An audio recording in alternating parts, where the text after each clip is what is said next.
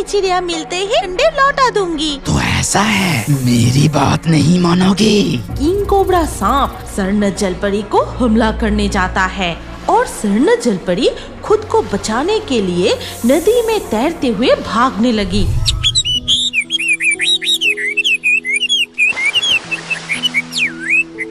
क्या बात है टूनी चिड़िया, आज इतनी मीठी आवाज में गा रही हो? जरूर कोई खुशी की खबर है।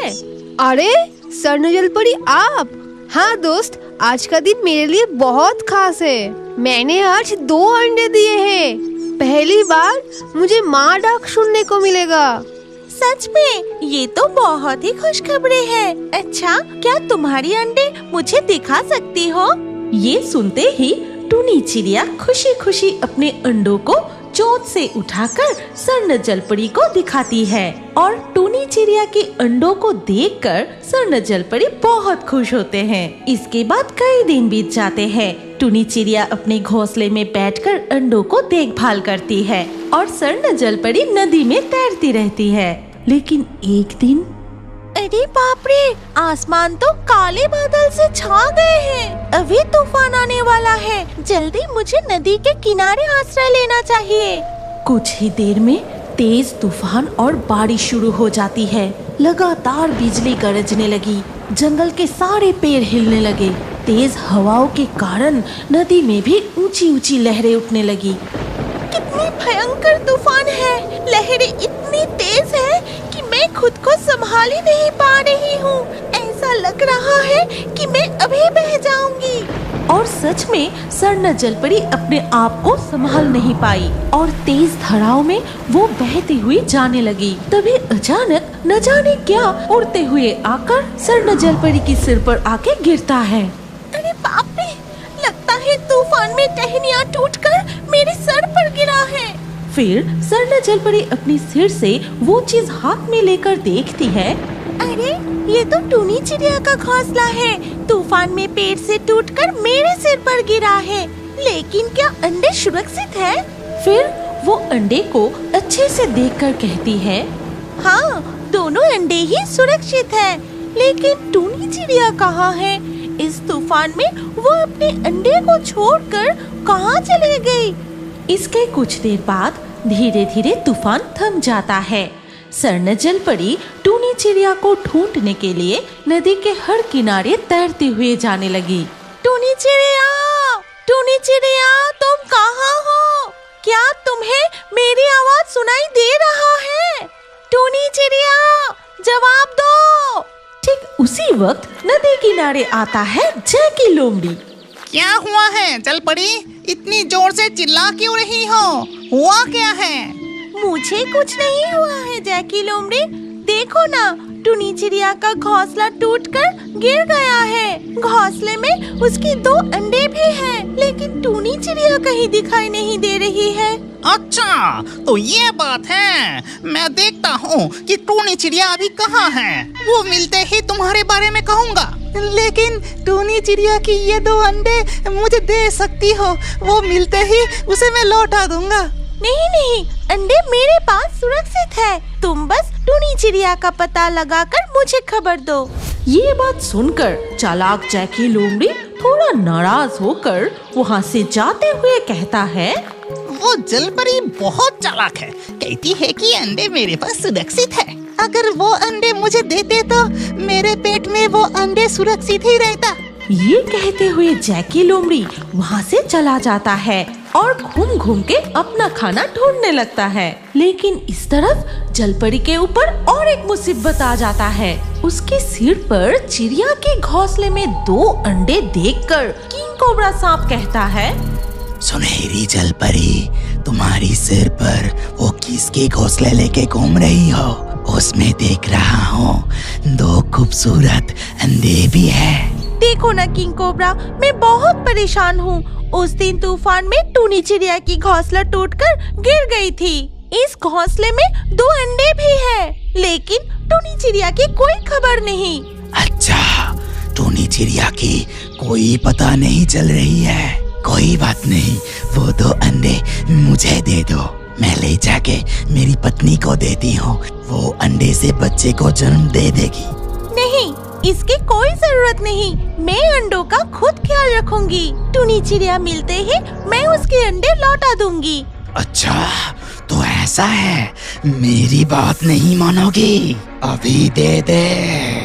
ये कहते हुए किंग कोबरा सांप स्वर्ण जलपरी को हमला करने जाता है और स्वर्ण जलपरी खुद को बचाने के लिए नदी में तैरते हुए भागने लगी।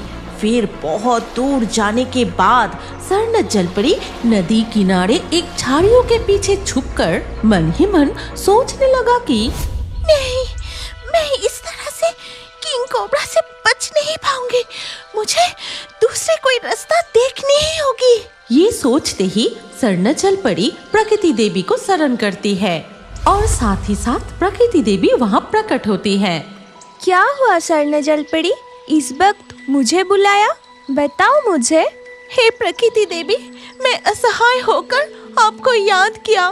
टूनी चिड़िया के ये 2 अंडे खाने के लिए किंग कोबरा सांप मेरा पीछा कर रहा है। इसके बाद स्वर्ण जलपरी प्रकृति देवी को पूरी घटना बताती है और सब कुछ सुन के प्रकृति देवी ने बोली, ठीक है, तुम चिंता मत करो, उस किंग कोबरा को मैं अभी सबक सिखाती हूँ। इसके बाद किंग कोबरा सांप उनके सामने आते ही प्रकृति देवी अपनी जादुई छड़ी से किंग कोबरा सांप को सबक सिखाते हैं।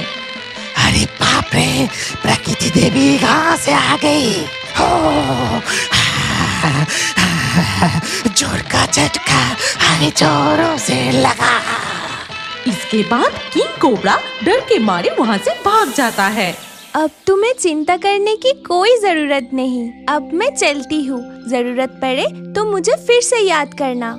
ये कहकर प्रकृति देवी वहाँ से अदृश्य हो जाती है। स्वर्ण जलपरी देखती है कि पास ही नदी का घाट है और वो अपनी जादुई मोती की मदद से रूप बदलकर स्थल भाग पर आ जाती है। पता नहीं ये बात पहले मेरे दिमाग में क्यों नहीं आई। अब मैं खुद जंगल में जाकर टूनी चिड़िया को ढूंढूंगी। इसके बाद वो टूनी चिड़िया का घोंसला हाथ में लेकर जंगल में टूनी चिड़िया को इधर उधर ढूंढने लगती है।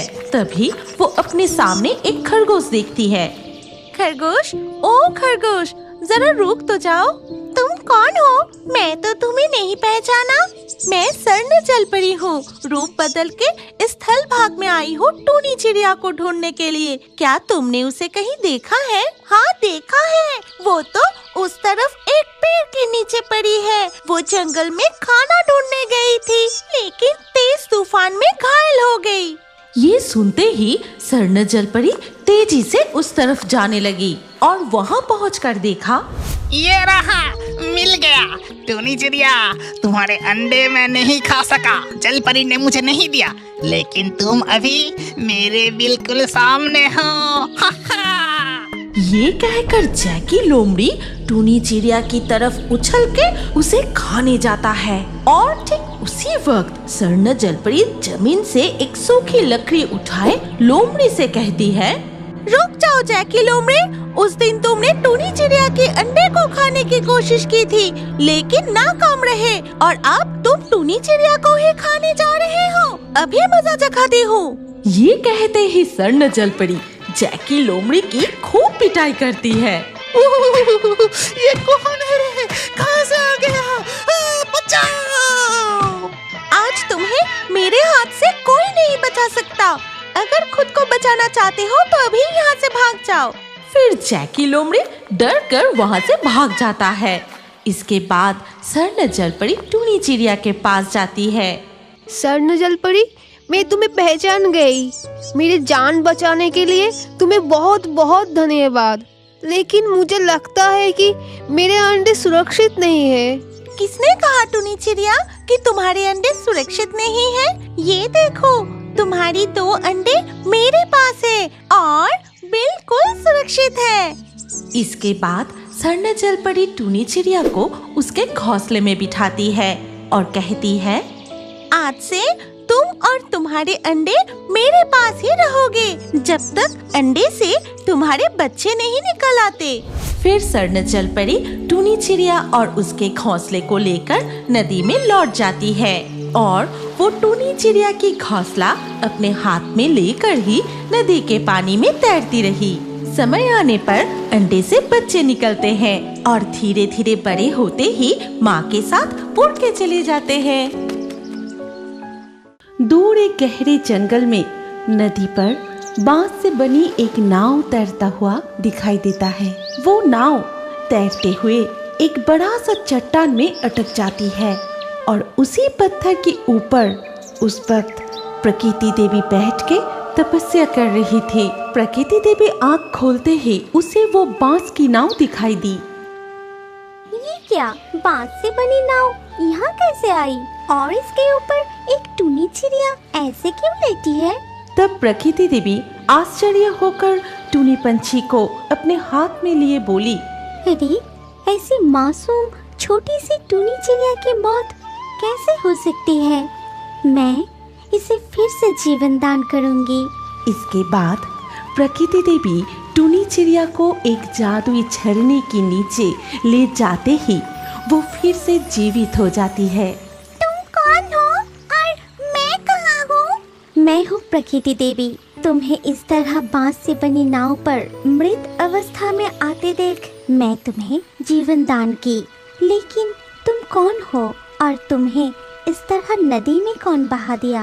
मैं हूँ दुनिया। क्या तुम्हें पता है मेरी थौतीली माँ मेरे साथ क्या किया है? तो सुनो। हे नागराज, आप ऐसा जादू कीजिए ताकि मेरी सौतेन की बेटी मेरी परिवार से हमेशा हमेशा के लिए दूर हो जाए।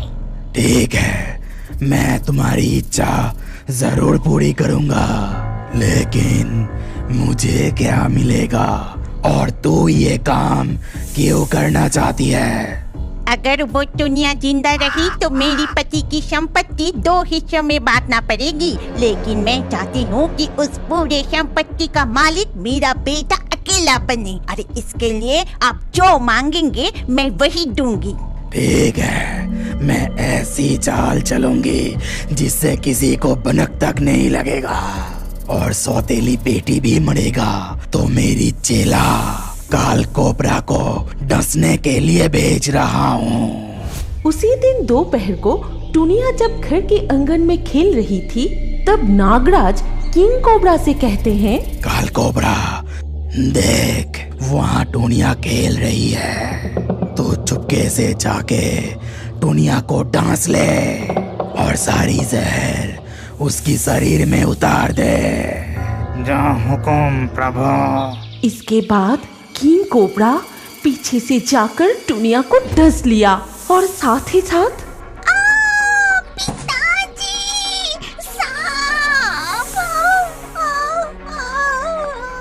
डसने के बाद ही किंग कोबरा तुरंत वहाँ से भाग गया। तब टूनिया की चीख सुनकर उसके पिता टूना वहाँ आता है। क्या हुआ बेटी टूनिया, तू इस तरह छटपटा क्यों रही है? टूनिया छटपटाते हुए मर गई। तब उसकी सौतेली माँ कौआ वहाँ पर आती है। अरे ये क्या हो गया?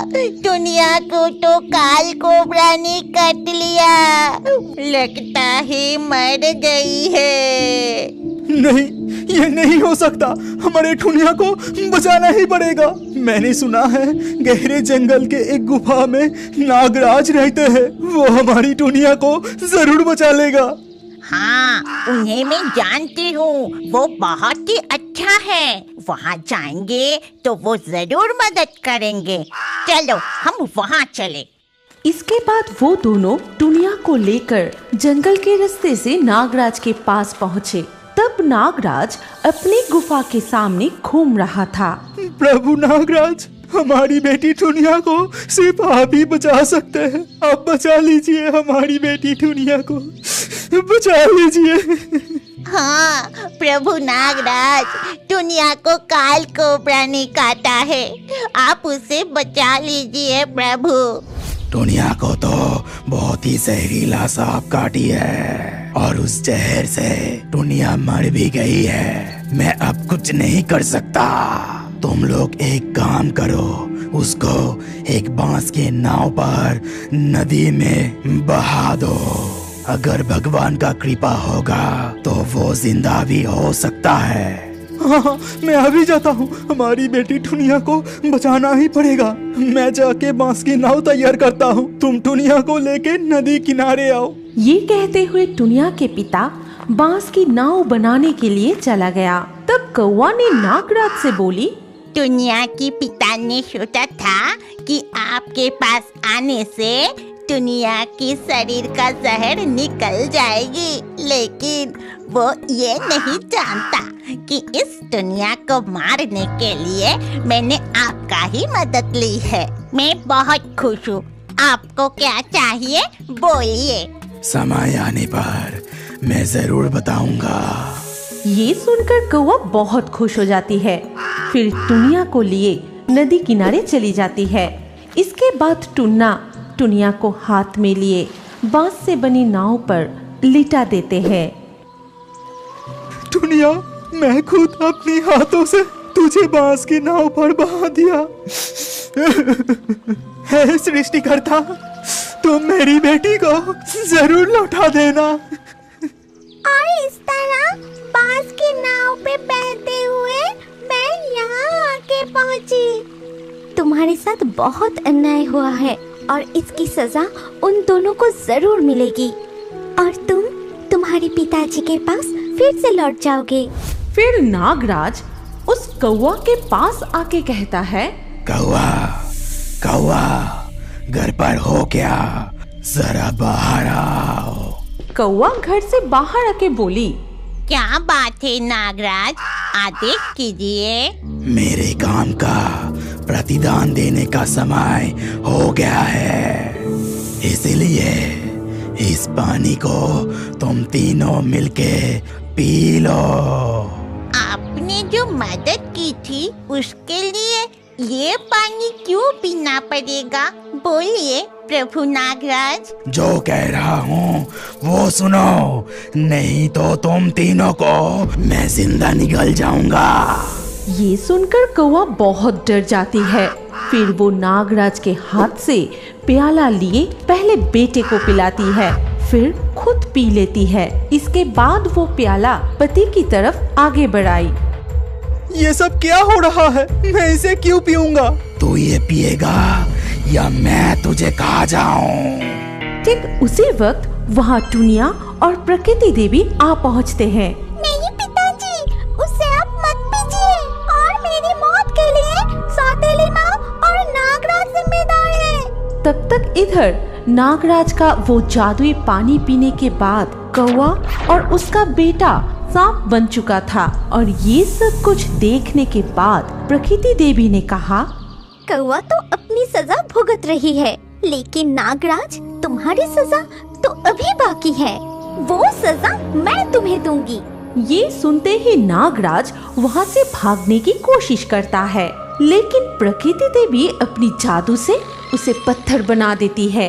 टुनिया, आज से तुम निश्चिंत होकर अपने पिता के साथ इस घर में ही रहोगी और मैं नागराज को पत्थर बना के उसकी गुफा में ही हमेशा के लिए बंदी बना के रखूंगी। इसके बाद प्रकृति देवी उस पत्थर बनी नागराज को उसकी गुफा में ही बंदी बना कर रख दी और वो खुद फिर से उस झरने के पास अपनी राज्य में लौट गई।